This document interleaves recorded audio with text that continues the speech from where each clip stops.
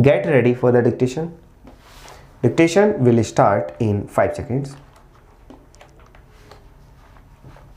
Start. Sir, remain unconcerned about the size of a state's plan. On the other hand, if assistance is extended to defaulting states, the well-managed states can legitimately complain that they have not got their just rewards from the center for their better performance.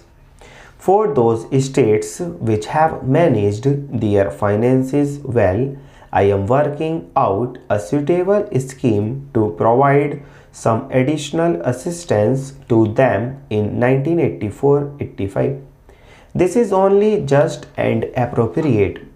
Mr. Speaker, sir, I am sure that the House will agree with me that despite severe resource constraints of its own, the central government has done the maximum that it can to solve the state's problems. The rest, however, is up to them.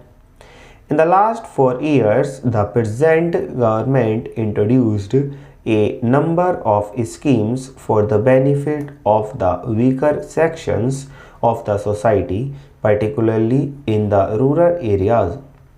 These include the Integrated Rural Development Program and the Integrated National Rural Employment Program, and the two new programs announced by the Prime Minister on 15th August 1983, namely the Rural Landless Employment Guarantee Program and the Scheme for Providing Self-Employment Opportunities to the Educated Unemployed.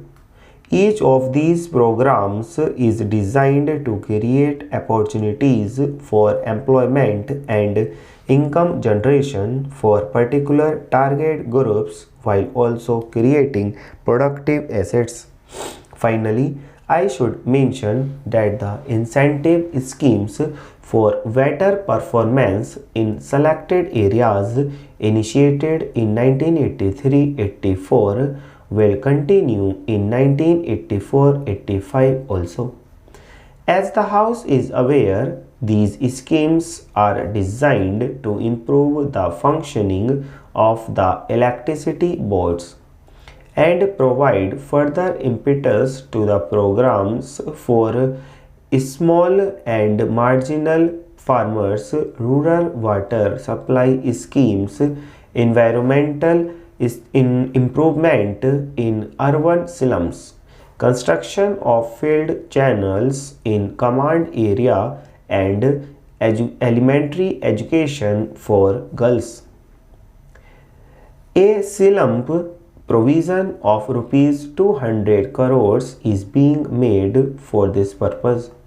Lest the honorable members take me to be a magician who can do so much with so little, I hasten to clarify that the incentive scheme is designed to provide additional resources linked to performance for specified schemes. There are, of course, also separate substantial allocations for each of these schemes. I have only briefly touched upon the main priorities and objectives of the annual plan for 1984-85. In order to provide the maximum possible outlay for the 7th 5-year plan, I have taken special care to ensure that non-planned expenditure is kept at the minimum.